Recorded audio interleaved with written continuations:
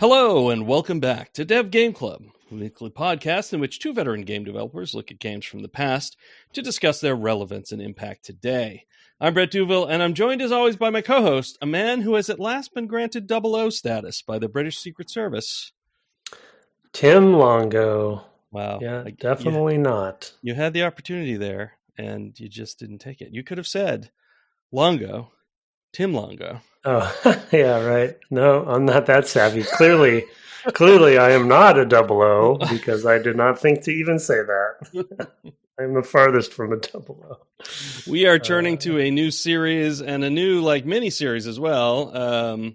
We are doing, I guess we'll just call it Nintendo first-person games. It's a little thing. We're still workshopping the title a little bit. Oh, we should find some more. If we're widening it to fully first-person games, not just shooters, then yeah, we could go further. Yeah, we could go further.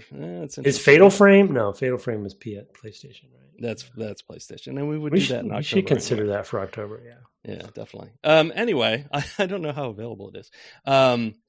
We are starting off with 1997's GoldenEye 007, a obviously licensed title for the Nintendo 64, released a couple of years after the first film in the series that starred Pierce Brosnan as everybody's favorite misogynist James Bond in a turn for them. I don't know. He might have been the first Irishman to be in the role. I can't recall.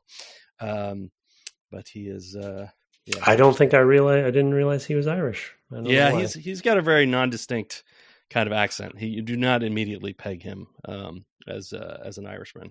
But I do remember at the time it being a thing, because of course, sure, it's a thing, right? Yeah, that's got to be some nationalism happening there, imperialism, whatever. They're like, what? You can't make it. Yeah. I don't think he's even Northern Irish, so they can't claim as part of it. So it's a whole thing. Anyway, I don't remember how big of a deal it was, but I do remember it being a thing, a little bit anyway. So it's his first film. It's also his first Bond film. It's also a film that starred the ubiquitous at the time Sean Bean, who would be in. I feel like you couldn't swing a dead cat back in the late 90s and early aughts without hitting Sean Bean in a film. And I would say it launched the film career of Famke Janssen as well. That's probably the other person who was kind of the most standout in it. It also features a memorable, strange turn from Alan Cumming. I think your wife is a particular fan of Alan Cumming. Mm-hmm. Yeah. And he is... Yeah, he's very scenery chewing in this one, for sure. Yeah, so this is one of those rare cases where I've actually done a little research because I watched the movie over the weekend. I rented it and from the local Blockbuster because, of course, it's I was going to say, did you get the VHS and pop it in your ka-chunk? I got a Betamax. I would, and he, Anyway, it's I'm going to go out on a limb and say it's not a great movie. I vaguely remembered it. I didn't remember really much of anything about it. When it was playing, I was like, oh yeah, I remember this happened. Mostly with Famke, I was like, oh yeah, I remember that. But for the most part, I entirely forgot this film. It is also the first film in which Judi Dench appears as M. Oh really? Yeah. Oh, interesting. Okay, that was much earlier than I thought. Yeah, this is her first turn as M. It's definitely when she turned up, and there's a whole thing where he's, somewhat dismissive of her, and there's a lot of I'm going to be different than the prior M kind of character establishment stuff. She drinks bourbon instead of scotch, and so there's all these things. It's got the same old Q. What's his name? Desmond something or other. Did she leave and then come back then? Because I feel like there was an era where Ralph Fiennes played M. No, he comes in later in the series with Daniel Craig after she dies in Skyfall. Oh, okay, that's where. Because she's in six films. I guess 6 films, and then Fiennes is because I rewatched all the Daniel Craigs recently. Obviously, due to the new film, and then I guess I just mixed up the timeline. Yeah, got it. Okay. Yeah. So she's definitely there. It's interesting. They're always. I think the Craig series is the one that really reboots the character because it's a very different feeling character, and I think that's what I react to most in watching some of the older ones now. Is that, especially as you get later in the long run of sort of one style of Bond movie, it just starts to feel sillier and sillier that there's this guy running around in a tux or whatever. I don't know.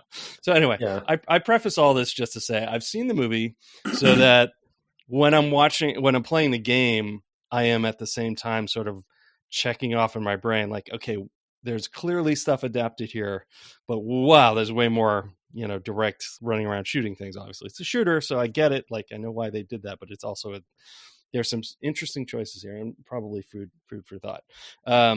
So that's sort of establishing the game and where it came from.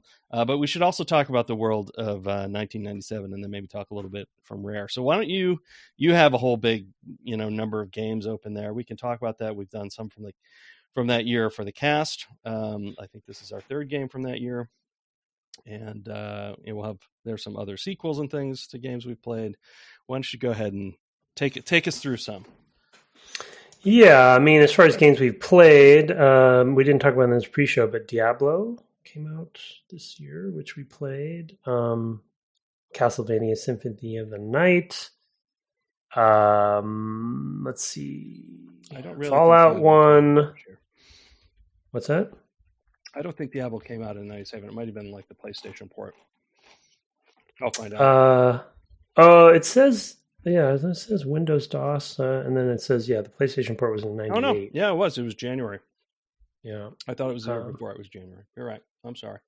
I'm already jumping all over you. Wikipedia. I mean, it's not. I'm not right or wrong. Fallout, which we played, and then I think I'm missing one more. Castlevania I mentioned, but you were interrupting me, so you didn't hear me. I didn't hear you. Yep. I'm kidding. That's it. No, I feel like. Yeah, I think. I guess that is it. Yeah, but shifting over, I mean, because we're talking about GoldenEye, which is a fairly infamous first-person shooter in video games for various reasons we will talk about for multiple episodes as we play it. It is also very much, as we talked about in the past, an era of first-person shooters. And so we have Quake, or Quake 2, which I played a lot of multiplayer Quake 2 myself. And we have Jedi Knight, Star Wars Jedi Knight, Dark Forces 2, but really we call it Jedi Knight. So it's talking about that. We have some maybe a little bit lesser known ones like Blood and Outlaws. And then I think I'm also forgetting another first-person shooter that we. I mean, Outlaws is notable because it uses the Dark Forces engine as well. So it's certainly notable from that standpoint. Yeah. And it's also relevant because we have a little bit of inside baseball on this, but the timing of it, because of the development cycle. Because it was still using that engine, the enemies were sprite-based still, but at the same time, you have Quake 2 coming out, which is, Quake 1 had already had polygonal characters. And so, sort of like that transition's happening where you're and then Jedi Knight being the follow-up to Dark Forces had polygonal characters as well, right? And then, of course, GoldenEye does too. So it's just it's like, as far as like history of first-person shooters go, this, these like few years around here are just so seminal as far as like, and then another one to mention that is a weird one, but Turok on N64 also came out at the same time, and that was kind of infamously fogged out, and and the whole N64 hardware rendering, and what you see in this game too. It's just like, it's just a weird time you know, and the a couple platforms others were is Shadow Warrior and Hexen 2. So those are like Raven Software, and I forget, maybe GT. GT. 3D Realms, published by GT Interactive with Shadow Warrior, which must have been the engine for what's his name? Duke. Yeah, Duke Nuke'em. You know, Postal, the original Postal. Wow, that makes me feel old. Never played any of those games. I do remember how they stirred things up. Mm-hmm. You know, and how people got reasonably and upset about those games. Curse of Monkey Island. Curse of Monkey Island. Stuff. Yeah, Age of Empires, Curse of Monkey Island, Last Express, another great adventure. Final Fantasy VII from the era. You know, I was thinking Colony Wars and what was the Wing Commander Prophecy came out that year as well. I mentioned those because they were space action adventure games, so they were games I played all the way through just for research, because I needed to see. I'd never played any of those games before I went to LucasArts.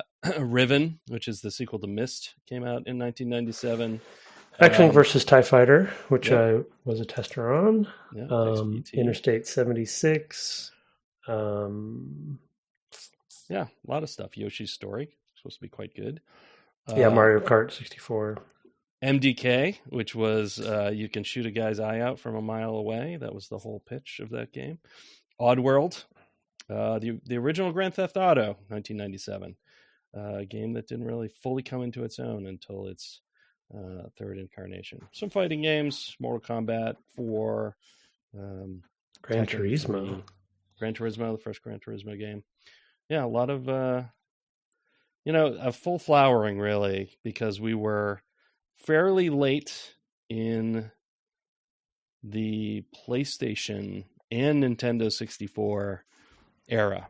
You know, so we were definitely getting a lot. People were more comfortable with those systems. I think we were right on the cusp of the Dreamcast coming out. I believe that came out in early '98. Maybe late '98. I don't remember exactly when that one came out, and that kind of kicked off the next generation of systems.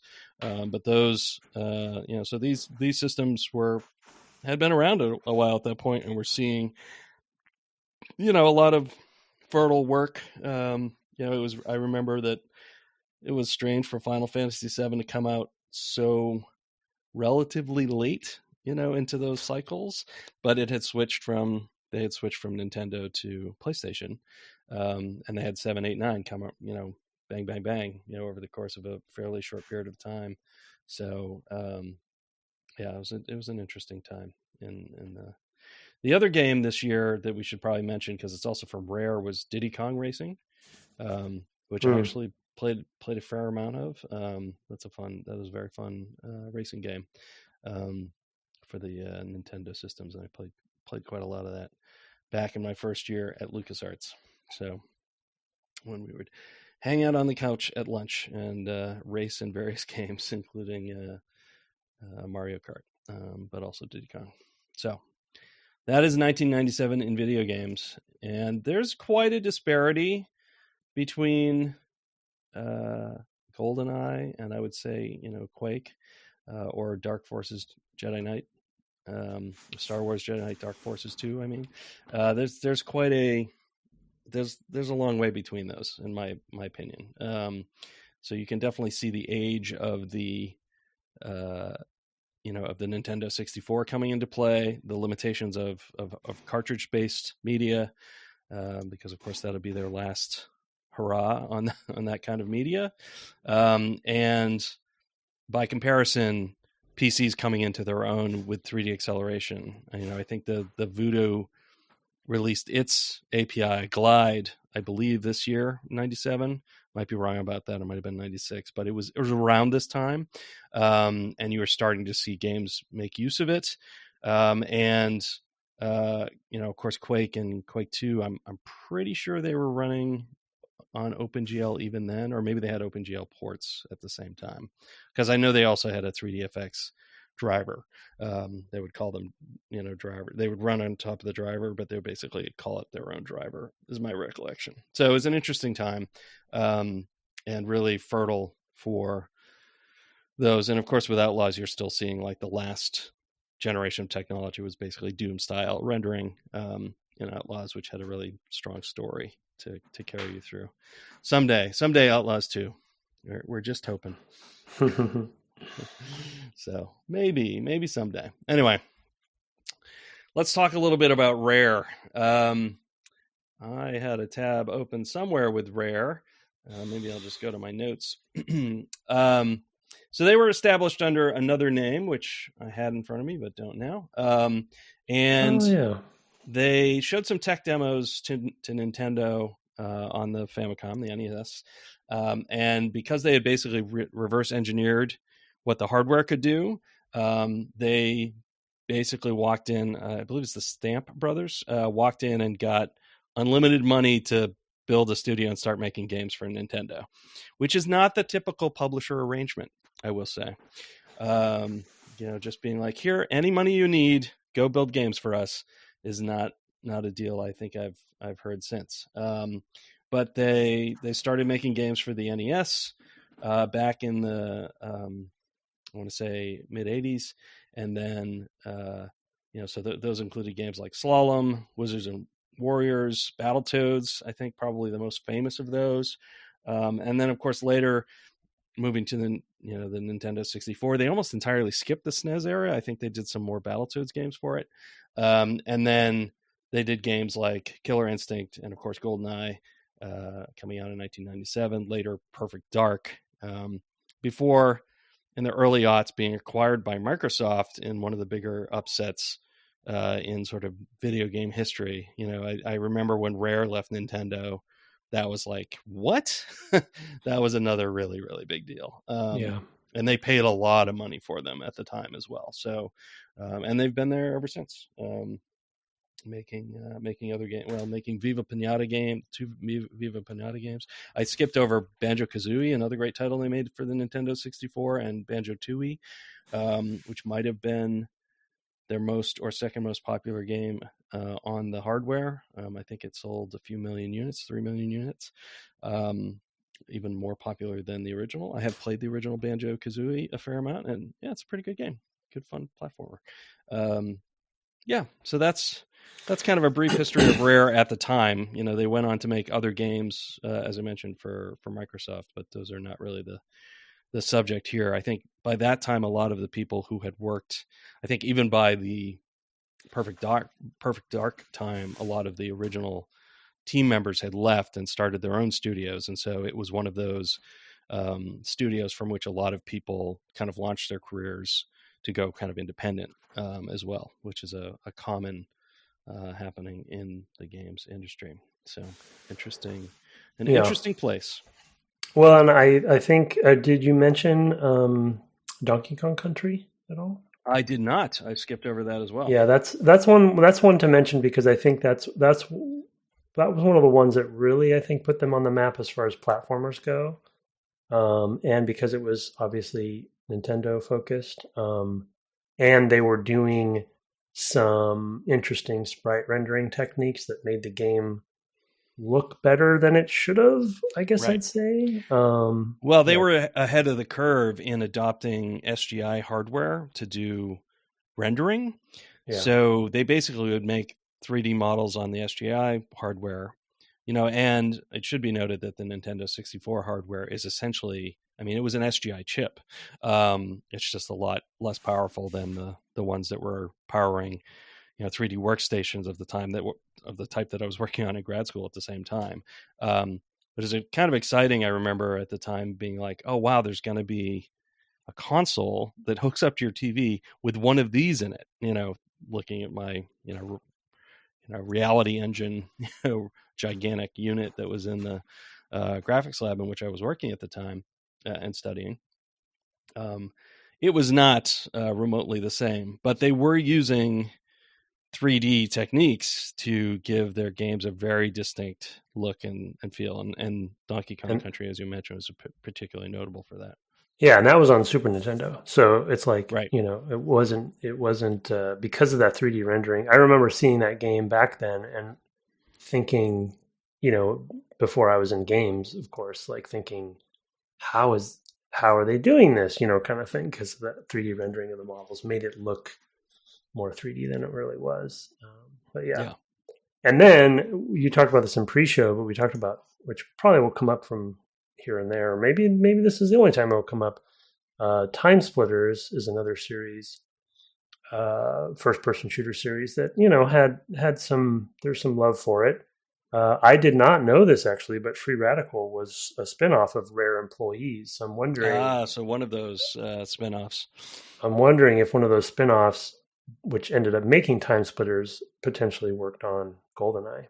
Must be the case. I would think so. I have not gone down the rabbit hole cross reference of that, but I'm almost certain that would be true. Because that makes a lot of sense. I remember that game. Actually, yeah, I just confirmed it. Yeah, just like, I was like, that makes a lot of sense. They came out. That first game came out in 2000, but they would have been leaving, before Perfect Dark, and going and starting off their own things. And Time Splitters definitely has that sort of British feel, as this game does. So you can definitely feel the difference between games made in different parts of the world for a number of different reasons. Even down to the hardware, as John Romero told us once, you could just tell by the rendering style how people did things, who was doing it. So I think that is less true today. Now the big distinctions are East and West, but particular, very local scenes are harder, I think, to pick out. Anyway, let's turn to the game proper. I played the first 3 missions. You played the first 4, despite my instructions to play the first 3. Wait, I have the text, I think, and you said 3 or 4. Yes. And so I was like, well, they're short. Keep going. They're admittedly very short, and which is good. Which I'll note this here before we go any further. This is a game that we're playing first of all through the. It's an emulated ROM on the Nintendo Online Service. Do you want me to give you? Yeah, I was going to say, do you want me to give you some room here to gripe? You're welcome. Oh my goodness! Just like, jeez, no, yeah. I won't belabor the point, but. Yeah, it's dastardly. It's very dastardly. Yeah, it's not cool. You have to order a year. That was like, so I basically paid $50. We both paid $50 to play GoldenEye. I don't know that I'm going to play any other games on that service, and I have to put a reminder on my phone to cancel it. Well, I will say that one silver lining is that Majora's Mask is on there. Okay. And so, which I have not played, so maybe I'll play that. Okay, well, and then they have Game Boy Advance stuff. At some point. Yeah, like Minish Cap is on there and things like that. But you could play Metroid Fusion. I'm stretching it at this point because it's like, yeah, I get you. I mean, I get it. I don't blame you. I don't blame you.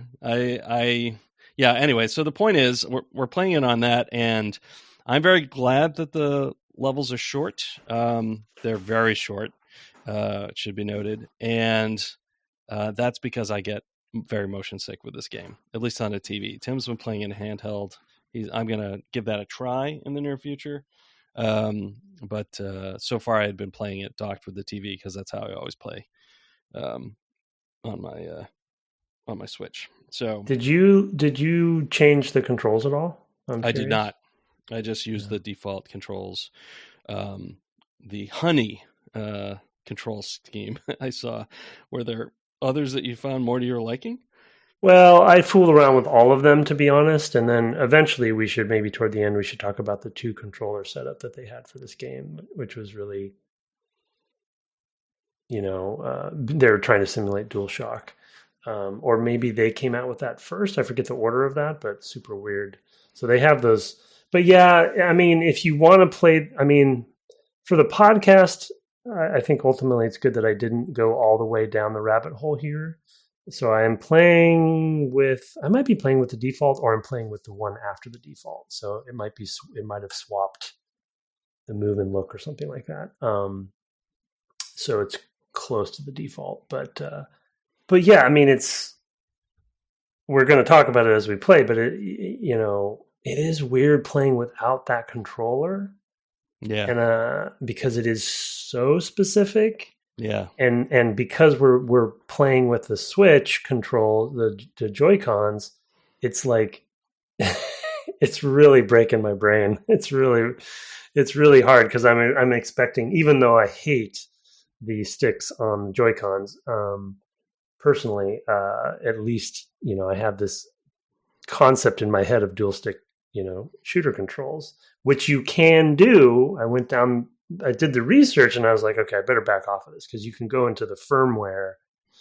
Not the firmware, but in the platform settings, and you can swap what the sticks do in there to really, if you really want to simulate. Oh, I see. So you could, right. Yeah. Because to point out, because they're running from a ROM, unlike the recent release on the Xbox hardware, this is just the original cartridge. It's exactly the original cartridge. It is no more and no less than the original cartridge. So it just is what the game was. There have been no changes. No code has been recompiled.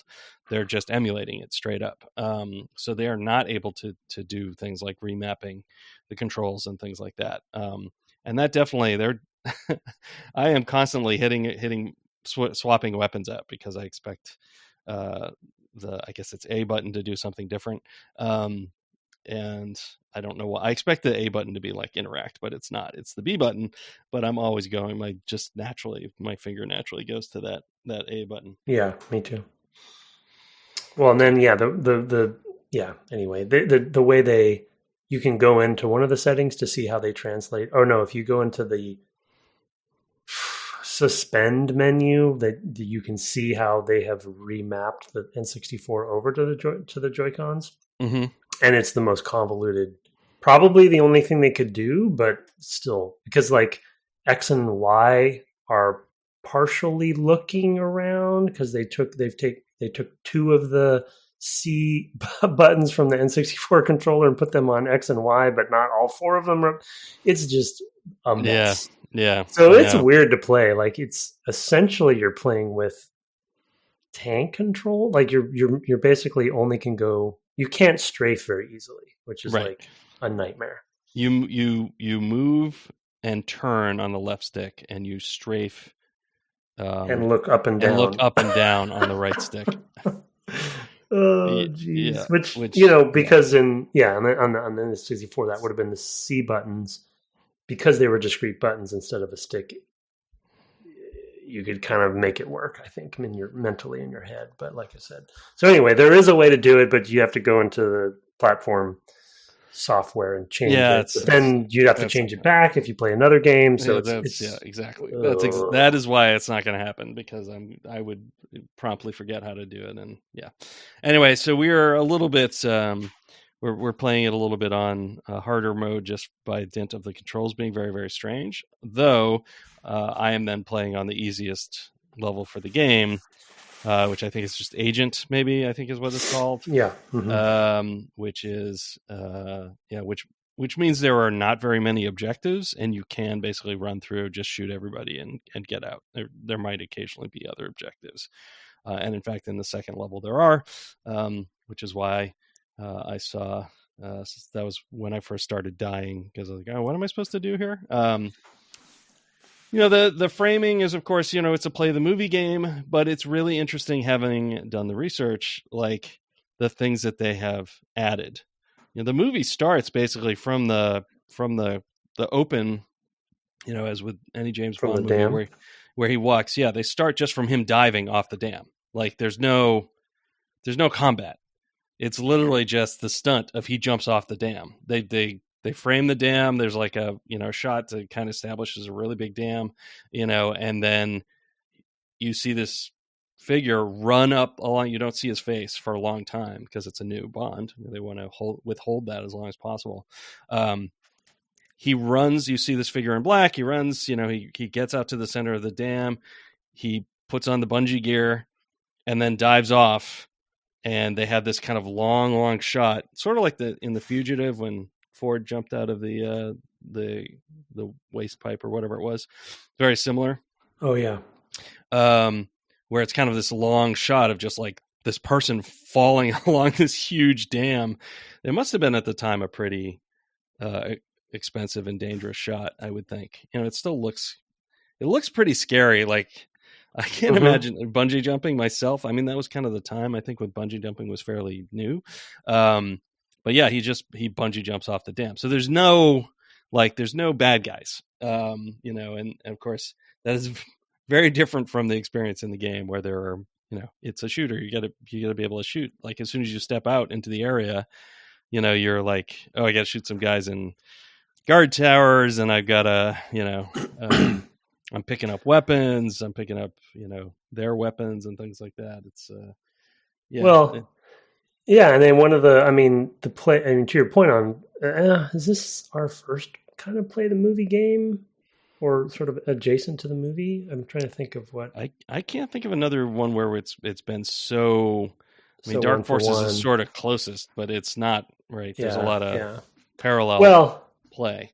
Yeah. And I think I think it's good though, because, we've probably mentioned many of those games around the era, but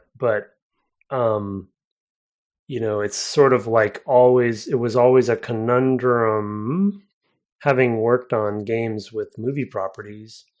It's always a conundrum about how you thread the needle on that. And I think one thing that I will give them kudos for is, like, you're right, it's not the exact scene, but one thing I love about play the movie games, or games that are adjacent to the movie, is, filling in the gaps between the scenes, and so it's like you get to see how he got to the dam, right, hypothetically or whatever. But then the sort of funny irony is that you don't actually get to do the jumping off the dam part. That's a cutscene. Yeah. So, so the limitations of the time, I guess, to some degree, but stuff that we would actually let the player experience more intensely now.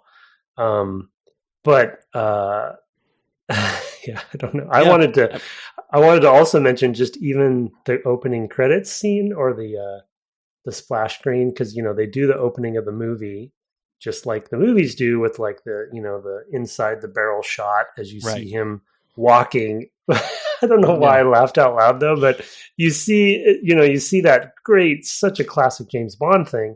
And then the polygonal Bond walks into the and it's like, so I don't know why it made me crack up. It's like, yeah, I guess that's what you got to do. And he's just like, very stiffly, and then he turns, and then the blood and all that, but it's just so funny. It's almost like a meme or like a GIF or like a tongue in cheek something or other. But part of that fantasy fulfillment of play the movie games in a way is like, you really want to feel like you're playing, you're there. And one of the big deals, which you see in that opening credits moment, one of the big deals about this game that still I think people have fond memories of, is the face scanning textures that they did. Yes. Yeah. And it is his face. So it's like face, at the and time, it's Sean Bean's face as well. Yeah. Yeah, exactly. And some of the other actors. And if you were a kid who had just come from the Super Nintendo, and then you got an N64, and then you play this, it's like mind-blowing. It's like, wow, it's actually Pierce Brosnan's James Bond, and I don't know. It's so weird going back. It's so weird going back. I think there's actually a pretty remarkable sense of scale in the dam itself, right? I mean, when you actually see that screenshot, it's it's not exactly the movie, because the movie lingers on that a long. And that's why I say I think they probably spent a lot of money on it, so they linger on that shot a long time. Because what he does at the bottom is he gets like all the way down as far as extended as the bungee's going to go before he shoots where he shoots a weapon that it shoots out like a it's like the bat thing. He shoots out a cord attached to a little whatever piton or something that attaches to the roof of the place he's going, and wires himself down to it. And it's got a little engine in it that pulls him along down to get him there to stretch the bungee all the way out. Yeah, I don't know. It's definitely, it was just really, really funny because I'm like running around on top of the dam, like encountering dudes in towers. I'm like, well, let me get out of I don't want to be here in this open field of fire. And so I go inside one of them, and it's like, oh, you can go down inside the dam. Yeah. And then you're down in there, there's a ton of guys. I'm like, oh my God. Yeah. I've killed 30 guys, and Pierce Brosnan hasn't killed any by this point. It would be funny actually to do like a running tally of you versus the movie, because he kills way more people in the next level in the movie, I think, than they do in the game. Well, you're clearing the way for him to do the stunt. So it's like you feel, as a player, you feel agency. I will give them, to your point on the dam, because, I feel like as far as overall James Bond movie moments, I feel like the dam is one of those ones that people, maybe it's a generation and an era thing, but that's one of those moments. You think of like Dr. No's Secret Base. Yeah, is something that's like stuck in my brain forever. There's what else? Maybe there's another really good shot at the end of this sequence. There's the structure, of course, in any James Bond movie is like opening short mission thing to he does something short that kind of usually sets up the rest of the story. Not always, but a prologue kind of thing. Yeah, sort of a prologue. I'm going to do this thing, and that's usually bookended by a couple of good stunts. And the second stunt here in the movie is that he goes, he comes out and there's this plane that is taking off itself. So he actually has to run down the plane. He actually pulls the pilot out, but for whatever reason, he gets knocked out too. So he comes out of the plane and the plane's still going, but it has no pilot, and it's going towards this cliff. And so he grabs a motorcycle of some guy that was chasing them, because of course that guy's gone by then. And he flies, the plane goes off the cliff. He drives a motorcycle off the cliff and jumps off the motorcycle, and then makes himself go faster than the plane somehow to get down to it and climb inside and pull up the plane just in time, there was a shot online earlier this year for the next Mission Impossible where they're doing a crazy motorcycle plane stunt, and they're like, it's the most incredible shot, thing that's ever been attempted. And I'm like, I was watching GoldenEye yesterday. I'm like, whatever. 1995 GoldenEye has got the same shot. It actually does look very similar. So that was a very interesting thing. Because it's a great moment in the movie, and in the game it's definitely kind of and you fly away. That rings a bell now that you describe it. I should watch the movie. I don't know if I want to, but I guess I should.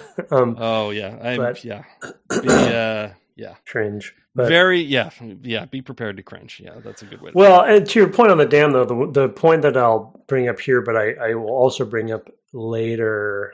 I think it's the fourth mission, which you haven't played yet, so I'll bring it up next time. But the one thing I will applaud them on is that you can go into the dam. You don't need to, right. And there's actually more.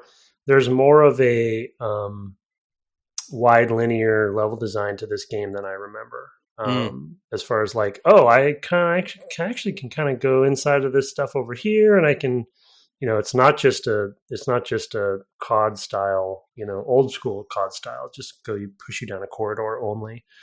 For this era and for this platform, et cetera, I've been surprised about how the level design and world design is working in that regard, and to some degree the AI too. I will say, which we'll probably talk about more as we go, because some of the tricks they're doing there, because it was also lauded for some of that stuff, hit location, animation work and stuff. But anyway, and then when you do jump off the dam, they do the 3 cuts of the same, which is it's really look at how cool this is. I'm going to show it to you 3 times. And then they do that in other places too. I wonder if that's the influence at the time of, Hong Kong cinema, because John Woo would have been, making Hard Target or Broken Arrow around that time. I can't remember what would have been Target. Yeah, man. That movie. I know, it's ridiculous. Or Face Off. It's all in that kind of time period, I think. And so those kind of showy, sort of shot choices are interesting to see in a video game. If you're going to be adapting a film, might as well go ahead and use the language of film for some things in it. So that was, I don't think that's, I think that's kind of, I did notice that too. And I thought that was pretty cool. I did want to point out that I think, one of the reasons for the dam like transition to that shot feeling a little odd. First of all, I stepped off the dam, but it had registered that as like, you did the scripted thing. I was like falling through the air, and then I went to the cutscene. So I did that too. Yeah.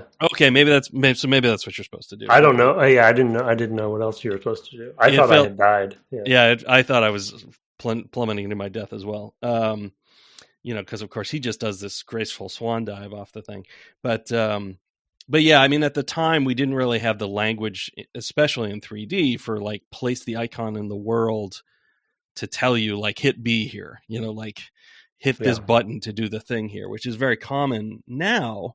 But at the time, none of that language had really been established. So I think some of the interaction choices they do, they're kind of expecting you to know, like, the goal is to jump off this dam, right? And so just go jump off the dam, which I kind of appreciate in a way for its purity of like, just go do the thing with your 3D body. Well, why would you need an interface thing? Like, and of course we've swung in a very different direction since. So it's an interesting thing. One thing I think we'll keep coming back to as well is because when we think about and talk about, I guess with the exception of maybe Jedi Knight, which had FMV cutscenes and was trying to really very much lean into a cinematic movie experience intermixed with because it was Star Wars, of course, intermixed with first person gameplay. But this, because it's the movie game, it is for its time, its platform, its era, et cetera, it is I think a very cinematic experience, especially obviously with the cutscenes, but even some of the presentation of level design and stuff, it just feels like they were really trying to make it feel like it fits. I feel like it fits well with a film adaptation. Yeah.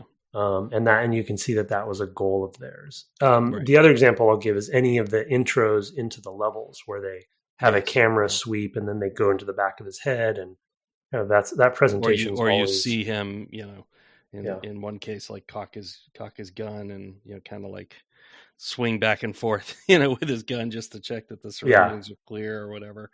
They're definitely doing all of that. It's interesting, because we've played Metal Gear Solid, as I think we only talked about in pre-show, which was I think the next year you said, and of course that's doing the same thing, the language of cinema for a lot of stuff, but for a new property that's not associated with a film. So co-opting film language for a game that is just has no film antecedent, and I remember what a splash that made, and of course it's also another spy game, so it's kind of interesting.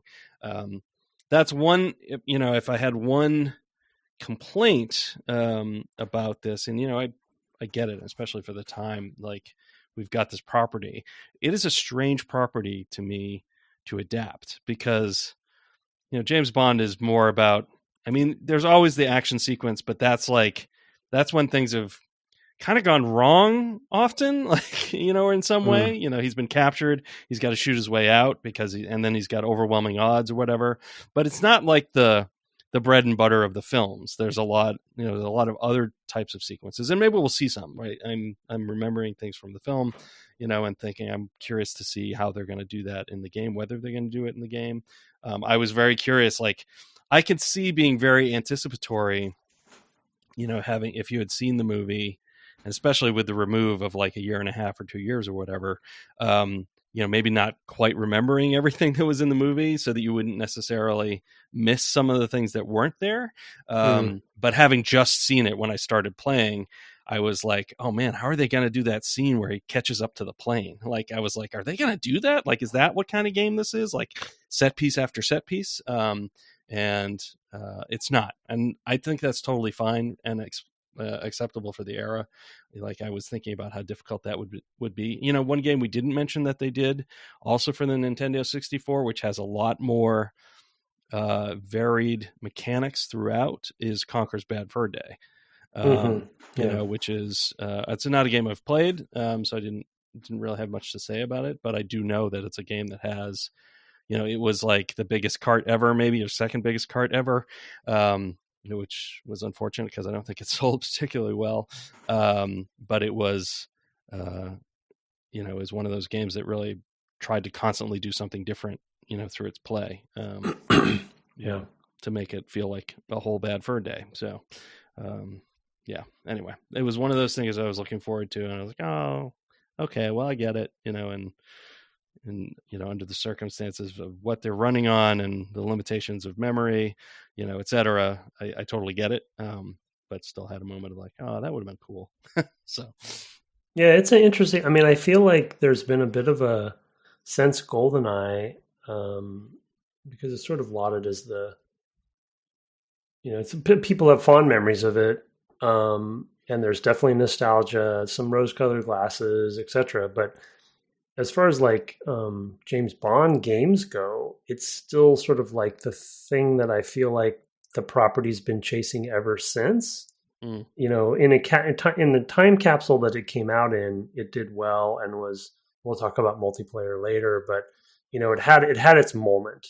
And then if you think about, to your point about like adaptation, this was a first person game. There were some games later that tried to do the third person action, which kind of get you closer to what you think it should be. There's games in development now. There is a game in development now that's currently happening. But it's like, and then there's games like Alpha Protocol or Metal Gear, of course, that are like in the ballpark, but doing their own versions of spy fantasy. But it's like, to your point on like adaptation, like I feel like, first person shooter is not the first choice. Yeah.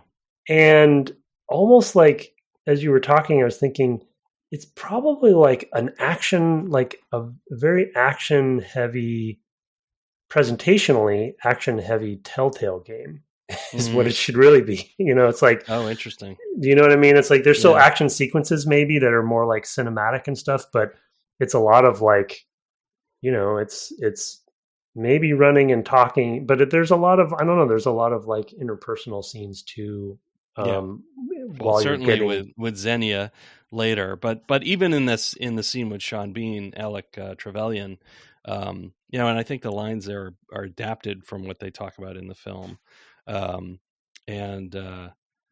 there's some banter back and forth, and you could totally see it. Meanwhile, he's going and trying to set mines around the space, and then tons of Russian operatives or agents or soldiers or whatever are coming in, so you're establishing a lot of because there's a character who gets established there as well. So just a lot is going on in the film in that scene. So while that's happening, they're talking, right? I mean, it's it's a kind of a standard thing. I could see in a Telltale presentation might be interesting for this kind of game. Given the franchise, Yeah, thinking about it in a different way. Yeah. I was looking up. So the movie came out in 95. So it was actually 2 full years or 2 years later. Yeah, I think this came out in August of 97. I can look out. Oh, and then interesting, weird. So the director of this movie was also the director of Casino Royale. Oh yeah, which is also sort of surprising to me, but yeah, that is interesting. Yeah, let's see. Yeah, this came out November of 95, the film, and August of 97, the game. So, interesting. Yeah, it is an interesting thing to wonder. Yeah, I'm one of my, like, I don't really ever look forward to adaptation games. I mean, for obvious reasons, but I am really curious about 2 different series being adapted in the next, I don't know, they'll come out in the next couple of years. The one is the James Bond game from IO, and the other is the Indiana Jones game from Machine Games. So I'm curious about both of those at this point. We'll see how they do.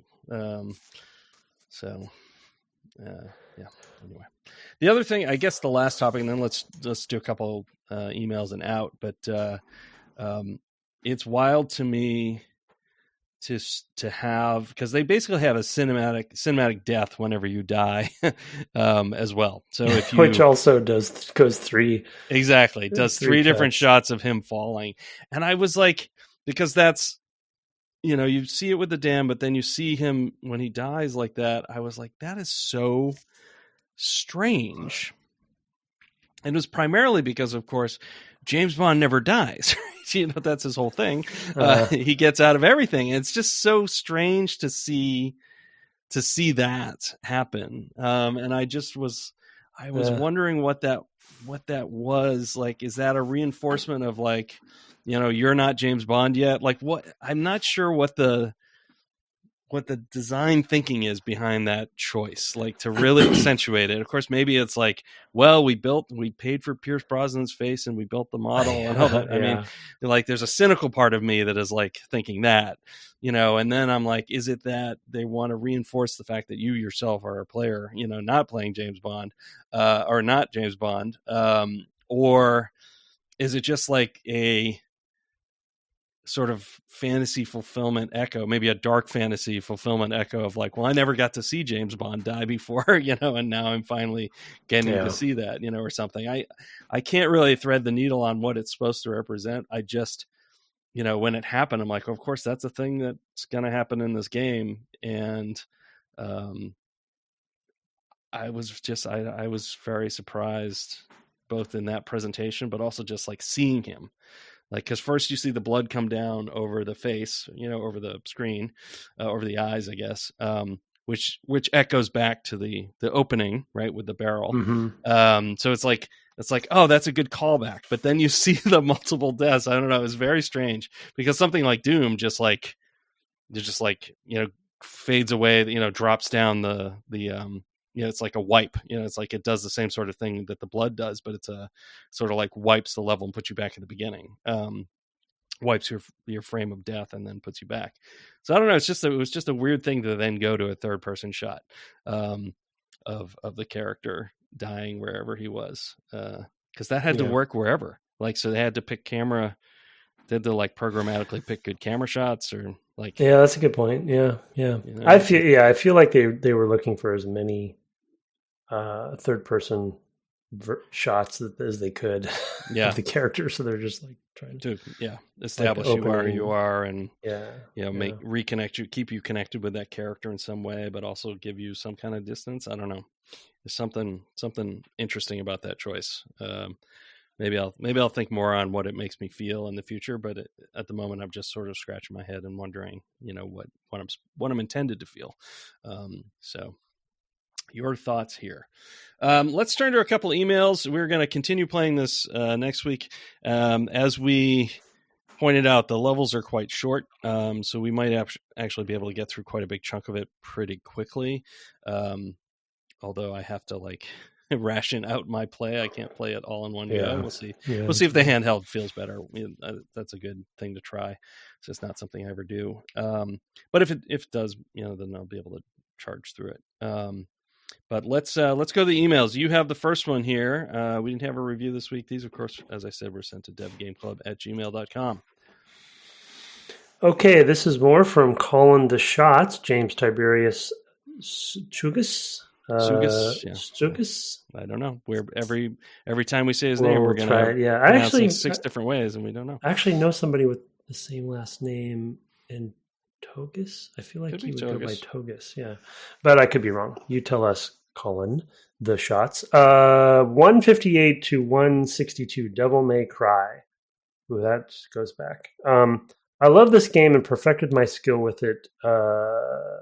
With the game when I was younger.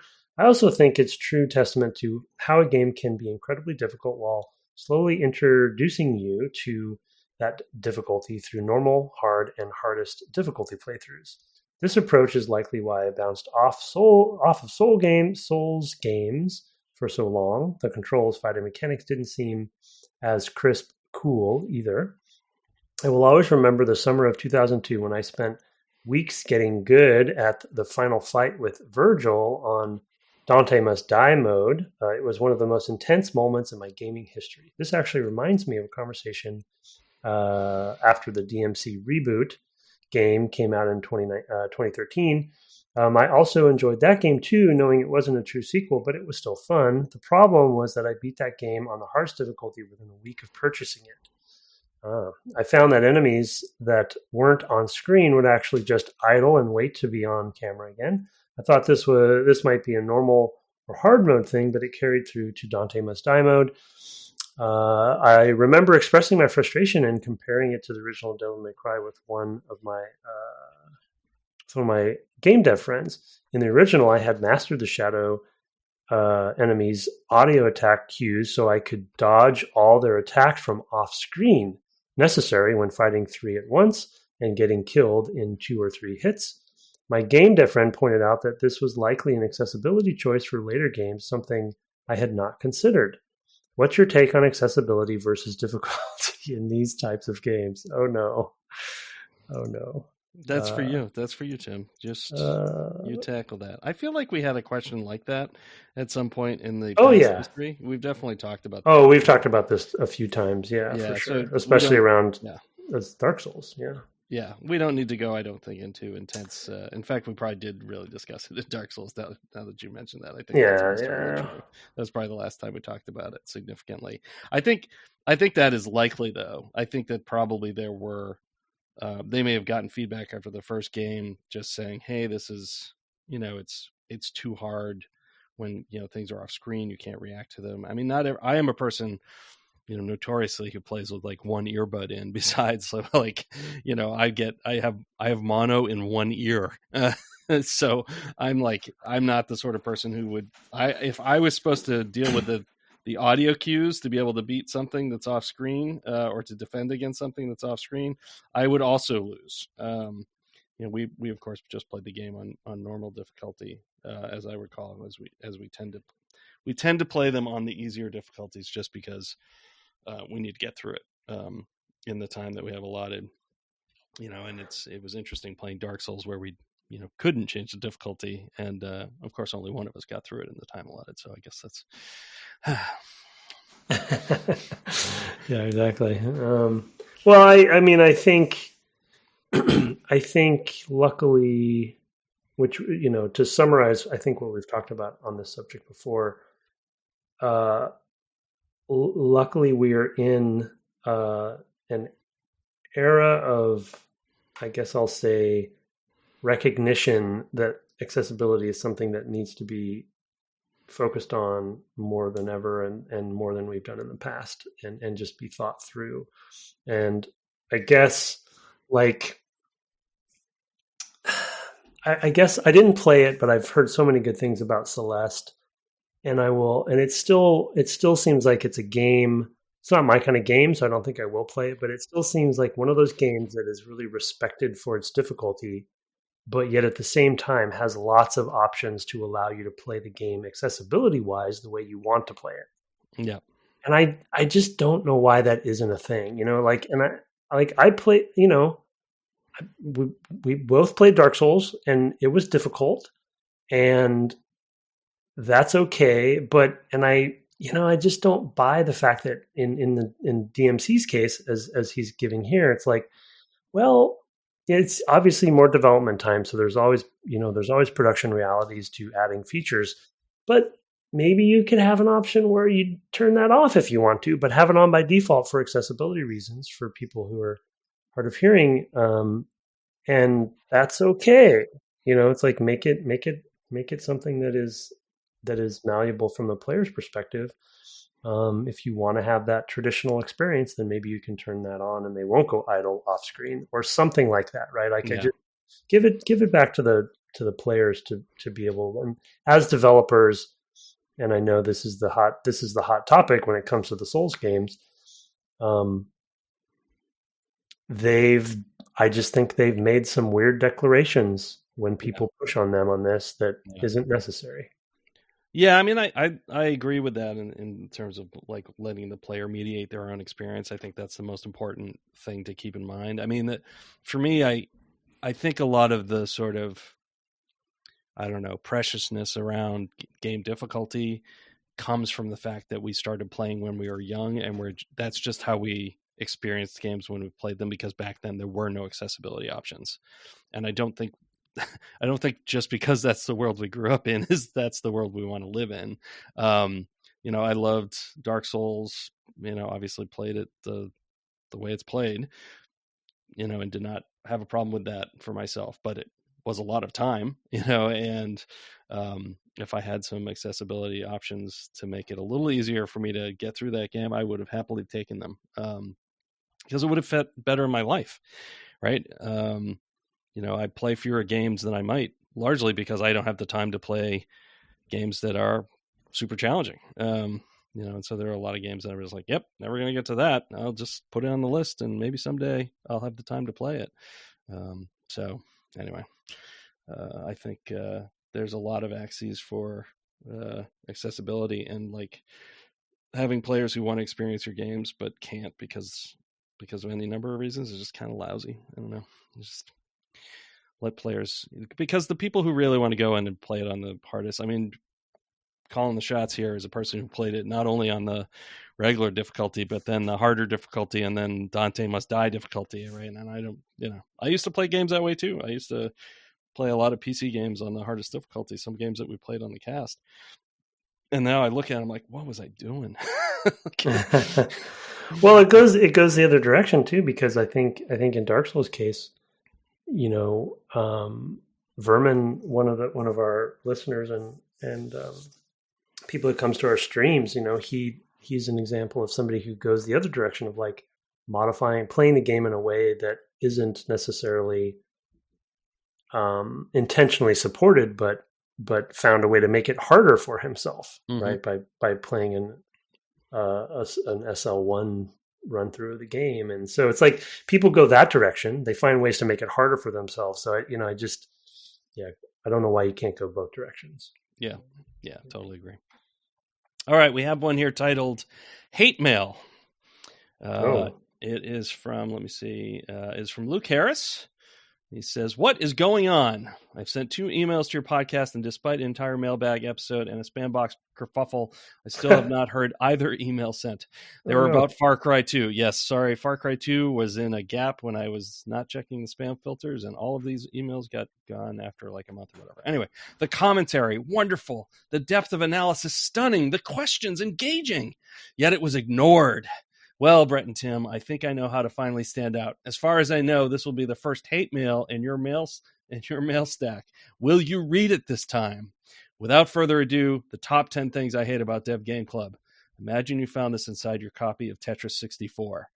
1, when they ignore a really good email with a deep film buff question attached directed towards Brett. 2, Brett and Tim's refusal to play either Starfighter or Jedi Starfighter. And then in parentheses, and their absolute refusal to release them in some form, specifically for PC, so I can use my joystick controller. Yeah, we don't have a lot of control over that one. 3, Tim's general disrespect of not finishing Final Fantasy IX, despite that being where 97% of your listening audience's point of origin. Yeah, that's true. That's probably the most downloaded episode of all time. 4, all the other games Tim didn't finish because he was too busy being a good father, dog father, husband, environmentalist, and pressure, hopes, dreams. Whoops, I went off the screen. Pressure, hopes, dreams, arbiter at 343. Yeah, this is a little pre now. Brett and Tim's refusal to sell us merchandise for the best podcast around. You should be listening to the end of the episode.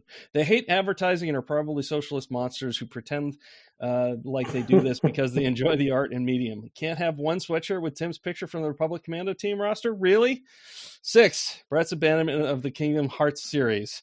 Hearing Brett recount the insane plot and gameplay details to Tim about the series was as good as it got. And by it, I mean life. 7. I'm with you. That's a travesty. That's Okay. Brett and Tim quietly listed the original GDC theme song jingle on Hot Tunes as a 99-cent downloadable ringtone. I paid for it. This isn't a complaint so much as I just want this information to be public. If they don't remove it by the time this is read. See what you did there. 8, Dev Game Club as a whole's dismissal of the Fire Emblem series. 9, that level in Republic Commando at the end with the 3 droid spawners. 10. Refusal of both hosts to take time off for their mental and physical well-being and regularly update their listeners on whatever the hell you got cooking at Twin Suns. Obviously, this is all in good fun. Thank you for your podcast. Where's that new singing review? Luke Harris. I know. I'll get to it. I'm minding my mental health. It was pretty good. That was epic. Love it, Luke. Yeah, epic. Thank you for the hate mail. More, please, more. Absolutely. We need more criticism. Yeah, I'm with you. What the heck is up with Kingdom Hearts? It's just. Well, I still want to know what happened to that bard, by the way. So that very pouty bard who has not seen the light of day since. So we will see. I have not opened up. I have That's not. Sad. It's funny. I have not had the itch. I did. I had the itch again this weekend. I was like, I got to play GoldenEye. Yeah. I haven't. No, it hasn't. By the way, it probably took me at least an hour, maybe close to 2 hours to get my Switch back up and running correctly with some issues, and then also get that whole Nintendo Online thing going. Like, just to get the game to playable took me so frustrating. I'm sorry. I should have sent and explained that you needed the online expansion thing, because I did not do that. I looked it up. I'm like, how do I play GoldenEye on the Switch? And there was an explanation. I was like, oh, okay, I'll do that. So I didn't think to tell you. So sorry. No, that's all right. I could have done the same. Bill me for the difference. Pay for your $4. Oh, okay. I got you. I got you covered. All right, let me go to my outro stuff. Thanks for the mail, Luke. And thanks for the continuing mail with calling the shots. I'm appreciating those. We're stringing those out because they all have questions in them that we discuss. So you can send those, of course, to devgameclub@gmail.com. We, of course, also love your reviews. We're subscribed to the Apple ones, but if you use it in some other podcast app and it has reviews, just point us at it or send them our way. We'd love to read them on the air. You can find us on the web at devgameclub.com or on Twitter at devgameclub, where you can also occasionally find my co-host at Tim Longo Jr. with a JR at the end. And I mean, can Luke resend those emails? I told him I've already replied. Okay. Right. I said I am so sorry because that definitely happened. But it's in the sent folder somewhere, I imagine. You also Twitch at twitch.tv/Tim Longo Jr.